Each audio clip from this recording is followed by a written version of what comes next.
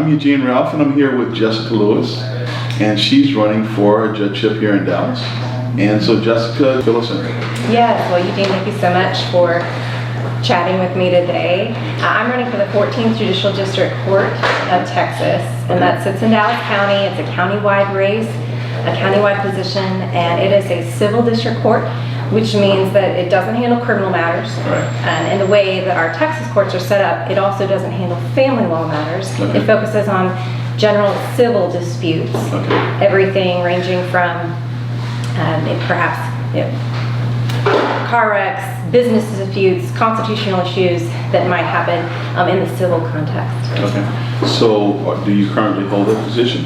No, I'm running against an incumbent. Okay. And I have just stepped up into this role because for a long time our local courts have been controlled by the Democrat incumbents, and I believe that we need to have a little bit more balance and make sure that our courts reflect the ideals that I stand for. Okay. And so you said that you're running for the first time, and so it was that the idea that those ideals need to be reflected that inspired you to run. Yes, it did. I truly believe that we need to restore the faith in our court system. Okay. I think that there's several facets of that, but people need to understand and feel comfortable with the fact that when they show up to a courtroom, which is already a scary time, right? No one wants to be in a courtroom.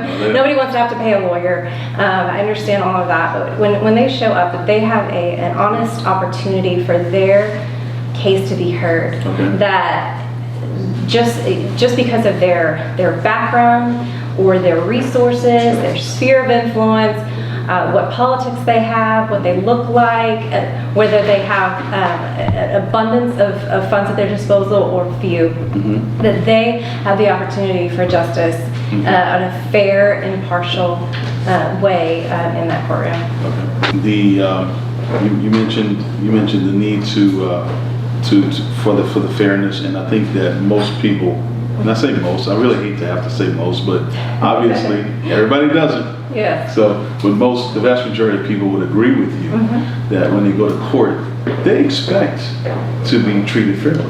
They expect the judge to be even-handed, and I think some people are really shocked when they find out that's not the case. So tell us a little bit about yourself. Where do you go to school? A little bit about your background. Yes, certainly. So I grew up in East Texas. Okay. I've been in Dallas since about 2006.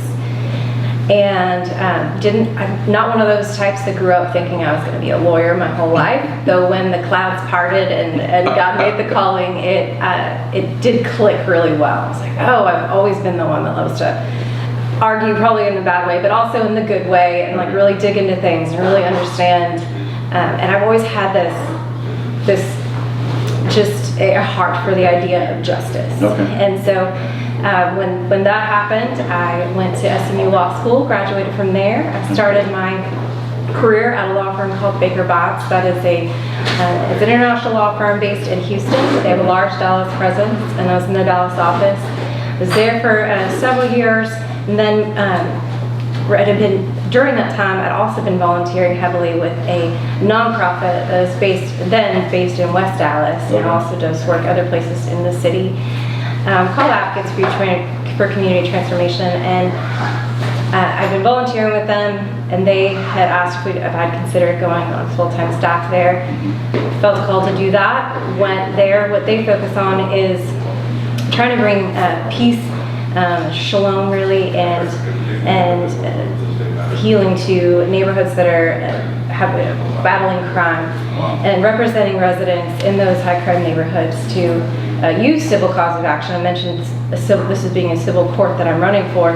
It's a civil cause of action that they represent these residents against the people that were creating the oppression. So it was people that were harboring crime in the properties that were their neighbors, their next door situation, whether it be like a drug house or other kind of chop house, house of prostitution.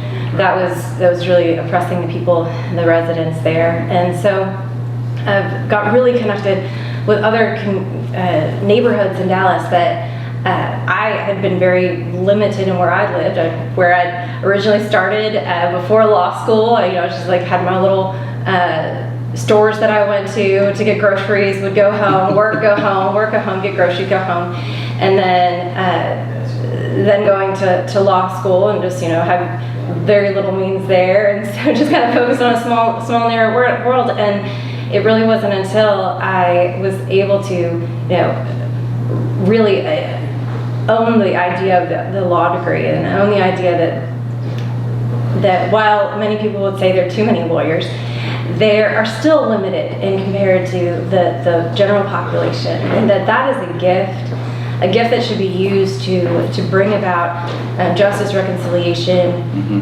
healing, good leadership in our communities. And so that is something that I then really fully more embraced on a full-time level. I've gone back to private practice and been still actively involved in that work. And that's very interesting. Tell us a little bit about yourself. Are you married? Yes. So I have a wonderful husband named Jordan Lewis, and some beautiful children that I try to keep out of everything, but off of videos and everything to the extent that I can. But you might hear them at some point. I don't know. They're very vocal, but we're a young family and have a lot going on. And I'll tell you, this is probably not what I would have originally just signed off on saying, okay, yes, I'll check box and I'll do this too.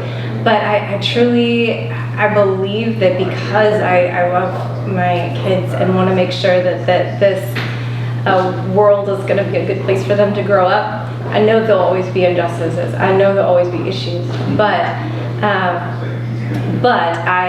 I do believe that we're called to step out and to take actions to try to make it better, to try to work towards justice. And so, and other aspects of that, unity, being a Christ follower myself, I also think that we as Christians are still so divided in the Dallas community, right? There's faith communities that just never touch each other, and I feel like if we all got together and really, we could transform this city. And I know that it might even be naive to say that, but I think that I serve a great God. The thing is, I love it. I love the fact that you are, for lack of a better term, naive in that sense, because the reality is we do have the ability to change the world. I mean, Jesus changed the world with 12 men. So we have the capability of making huge impacts if we approach it the right way, and if if our heart is in the right place. And I'm always so excited to see Christians run for office. Christians who love the Lord, who are dedicated their lives to living their lives as a Christian. And then as a part of that, we want to serve in some capacity to advance the kingdom of God. And I know that some people consider that being controversial, but as a Christian, I'm called to whatever I do. I'm supposed to be advancing His kingdom. I'm supposed to be doing whatever I'm doing to His glory. And so if you're advancing the kingdom of God, you are giving Him glory. So I'm excited about your campaign, and I wish you all the best.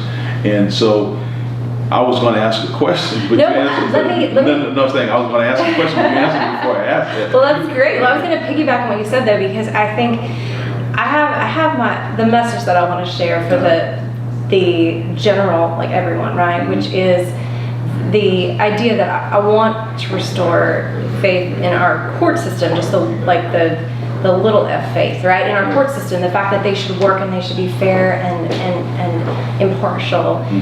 So that's one thing, and I do want to bring maybe the big F faith to the bench as well, because I believe that worldview matters. I believe that particularly people that have the root in their faith are more likely to be those impartial, justice-minded, liberty-minded, constitution-minded people, because they see people as all made in the image of God and equal before the law and before the Lord. So that's that side, and then I believe that I'm the experienced and have that faith and that worldview that can make me a good, effective person there.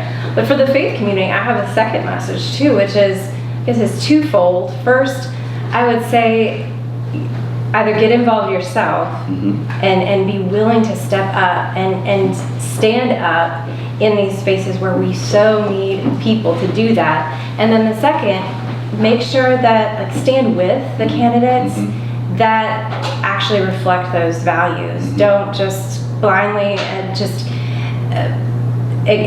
ignore, you know, the Sunday Christian aspect, right? Where it's like, well, this is politics. This is my religion's over here, my politics is here. I mean, I will tell you, plenty of people, it seems like these days, are supplanting their religion with politics.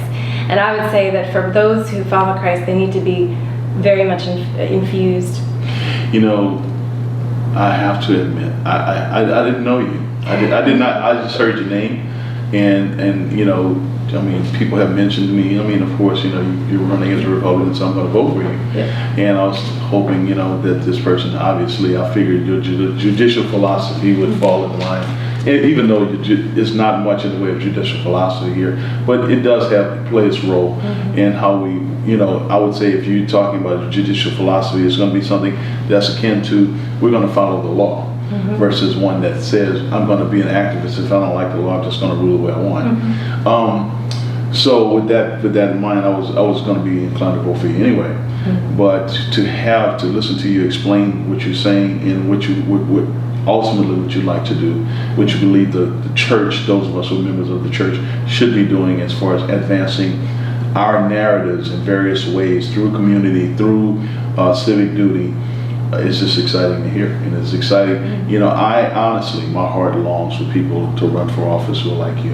Honestly, you just have no idea. I shared this for many years with people, and honestly, when I first got involved in politics as an activist, as a person who supports campaigns, this was rather common. It wasn't that long ago. It's just that I noticed that we seem to have lost our way. And in the last 15, 20 years, so much of it has been focused on politics till it's not about what it really should be about, and that should be about doing things the right way, right? So to hear someone who's young and enthusiastic, excited about the idea of actually advancing I would say a constitutional agenda, but also from a Christian perspective. We have an biblical worldview, and just listening to you talk about that is just exciting to hear, and I look forward to your success. Thank you so much. I think you mentioned judicial philosophy, how this like translates to the courtroom. You touched on it a little bit. I think I might have touched on it a little bit, but yes, that the idea, going back to the idea that the worldview of the judge makes a difference, right? It's going to show up. You're going to have a worldview. That's right. You're going to have a system of beliefs, and if you believe that if you have like a big government belief, a small government belief, it's going to show up. If you've got now that doesn't mean that a Christian, for people that are Christians, I mean that a Christian's going to show up and say, oh, well, the plaintiff's a Christian and the defendant's a non-Christian, so I'm going to rule for the Christian. No, that's not how it works. That's not how it works. It's the faith, the foundation of the judge in saying that this is my role, this is what I'm here to uphold. That's right. And that is the rule of law, that is justice, and that is impartiality. And that's also understanding and the idea that our system has even its own flaws, right? That yes, you might have a whole team of very expensive lawyers on one side that are giving very eloquent arguments, and they're not on the side of justice. And then you've got someone that's in there and they're just trying to do their best, and they might have an awful lawyer, you know, God help them. And there is something to be said for the judge can come back and filter through that and see that that's the situation. It's not playing favorites. It's not picking sides. It's not saying, well, I like the way your legal team looks. I like the way that I know you're affiliated with somebody that donated to my campaign. Like, none of that should step into the courtroom. Right, absolutely. And that is my judicial philosophy, focusing on equality before the law, the rule of law, understanding that we have a U.S. and Texas Constitution that we should uphold, that those create freedom. That's right. Or at least they don't create it. We are created with freedom, but they help stand as a bulwark between us and oppression.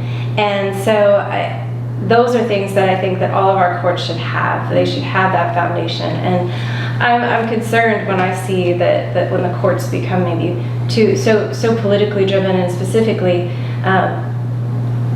controlled by any particular political party, because I believe that any particular political party, whatever it is, if there's no check, Right. there's no balance, then our hearts as humans, Right. you know, they're corrupt, and they without that accountability, then it's just an invitation for corruption. And so I think we as Christians need to stand up against that. Okay. So you mentioned earlier about having an impact on the community, and Dallas is, you're running in Dallas, the Yes. city of Dallas. And so The county, the countywide, yes. Okay. So the county of Dallas, and Dallas County is, I would say, fairly diverse. The county is very diverse as far as many demographics, whether it be race, whether it be age, whether it be gender, whether it be marital status, all of those things. And this is a civil court. Yes. And so, what are some of the challenges that you had up to this point? Oh, first of all, how long have you been running? Oh, running? Yeah. So running for this office started at the end of 2019. So that's when they declare candidacy. Okay, so you've been running, so I would say seven months or so. Right. Yes. Okay, so. Throw COVID in there too, so Right. it's been an interesting ride. Yeah, very much so. So, since you've been running, what are some of the challenges that you've seen as running as a candidate in this sort of hodgepodge of Dallas County? Well, I mean, I'll say I specifically have felt a heart for Dallas County and Dallas, and some of the I think the just historical issues that we have, the dividing lines that we have. I feel like that beyond the specific race, that there's just been, I just have a heart for the city, and I guess the obstacles are the ones that have been laid down a long time ago. There are such divisions, there are such preconceived notions about the way people will vote, people will react, people who will listen. I mean, I've been involved in various organizations that have been trying to try to bridge those gaps, but you know, there have been definitely times where I'm like, well, you know, if I have to remind myself that I can't fix everything, I got to go one place at a time, and that, man, if it was all in my power, it wouldn't be fixed perfectly anyway. Right. But I think that in this space, it's really getting people to care about judicial races and seeing them with the same, I guess, excitement as sometimes people look at the more legislative ones, where people can have bold stands that now everyone wants in their extreme polarized positions. And judges can't do that. We can't go out and talk about some of maybe more provocative things that might get people riled up. And by nature, we're supposed to be somewhat boring, non-controversial people. Not that all of our judges have been, and not that, I mean, you can Google things, but getting people to understand that there's a chance and nobody wants to be there, but they could wind up in the court. And what do they want on that court? Do we want a court that looks like the one that I described, or do we want one that's the opposite? So I think that's been a challenge, and then of course COVID-19 has created a lot of concern here too, because you know the various opportunities to meet and connect with people have been perhaps more limited or delayed, and so that's its own issue. And then I think those are probably the main challenges that are going on right now. Yes. One more thing that I want to say in terms of a challenge that we've come across is the concern from the legal community. I'm a lawyer. I'm in the legal community, and